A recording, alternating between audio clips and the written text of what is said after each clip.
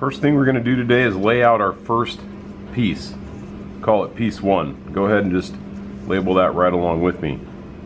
In order to label it, I'm just going to grab a centimeter ruler or millimeter ruler, and this is what it looks like. And for contrast here against the white background, you can see that this is broken up into intervals of centimeters, 1, 2, 3, all the way up to 30 on the right hand side. And in between those millimeters, or sorry, centimeters, there's broken up into 10 millimeters. So each one of these dashes here is a millimeter. So when we look at this diagram and we see a number like 8.0, these are all in millimeters today. When we see that, what we need to do is we need to translate 8 millimeters from the left hand edge. So here we go, follow along. So I'm just going to put this up here right at the 0 mark, and I'm going to mark on the number 8. I'm going to count 8 over, 5, 6, 7, 8, and put a mark. And then I'm going to flip this around 180 degrees, and I'm going to go ahead and I'm going to mark that, which is 8 from the other side. So make sure you zero it out, and you mark 8 from this side. Alright, and we'll stop right there. Then I'm going to bring in a square. This is called a combination square, but there are a couple other ones like it. You could grab a big aluminum one here. And the way that these work is I'm going to line up the square corner of it. You can see here I'm going to put one side up against this part of the square and the other side right there. And you kind of got to be a little bit ambidextrous here, and I'm going to make a mark. Okay, and what that line is representing is it's representing this inside of the rectangle right there. I'm going to flip it around 180 degrees and do the same thing on this side. And at this point in time, what I should have just done is made 2 parallel lines that are the same width as my block. You can see that's pretty much right on. If I left a hair of the line, it'd be perfect. The next thing I'm going to do is I'm going to mark 31 millimeters from the end of this block down here. So just grab your millimeter ruler or centimeter ruler again and zero it out. What I mean by zero it out is make sure 0 passes through the edge.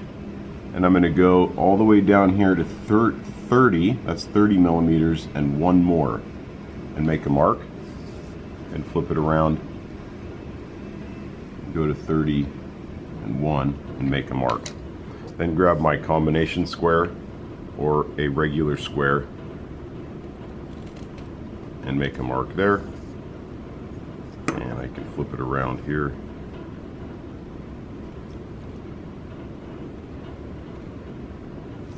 Alright, and on piece 1 here we are done.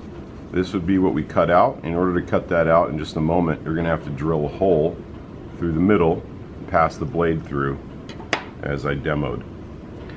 And just another good rule of thumb, now's a good time to check that your rectangle that you just made is about exactly the same size as your block is. And that looks pretty good. It's very, very precise. So you can see the tolerances when I cut this out.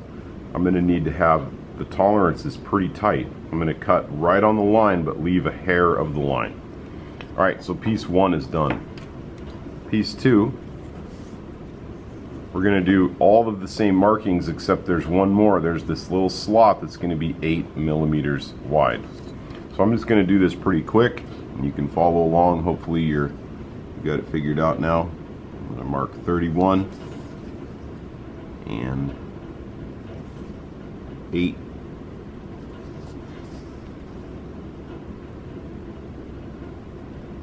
And 31 and 8.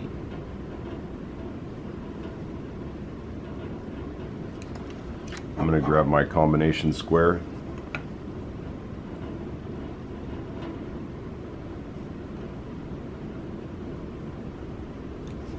Mark that.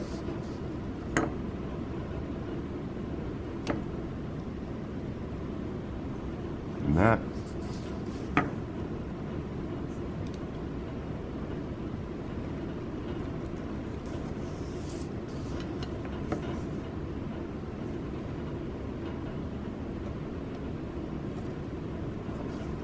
And that, just for reference, that hole, that marking, should be approximately the same size as that. And it looks pretty darn good at this point. The last couple markings I need to make for slot number 2 are 47 from the edge and 47 from the edge. So grab your ruler again and mark 4, 45, 46, 47. I'll turn it around, and on the same side I'm going to mark 47 as well. 30, 40, 45, 46, 47. And grab the combination square, or just a regular square if you want, and mark it once and mark it twice. And that gap that you just created right in the middle should be 8 millimeters wide. And the reason why it's 8 millimeters wide is because it has to allow for the passing of this 8 millimeter section through that slot. So that's where we're at for hole number 2. So this is all going to be cut out. All right, on to the last block, which is hole block number 3. We're going to make all of the same markings. So start with a 31 millimeter mark from the edge, and 31 from this edge, and 8 from the side, and 8 from this side. Grab your combination square and mark those out.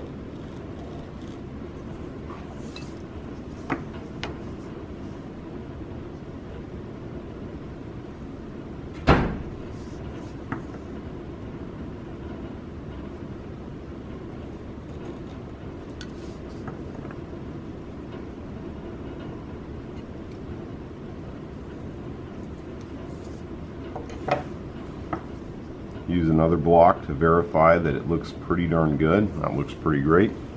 And the last one for block number 3, so I have to make 2 markings that are 39 inches from the edge and 39 from the edge. So grab your ruler again, and let's go 40 and minus 1 would be 39 to there, and flip it around. We'd go 40 and minus 1 and 39 to there. Grab your combination square and line those out.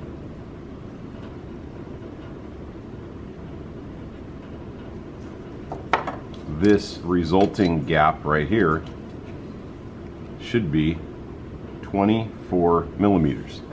And 24 millimeters is the exact width of our block. So when I put that up, that guy should be the same width. So those look good right there.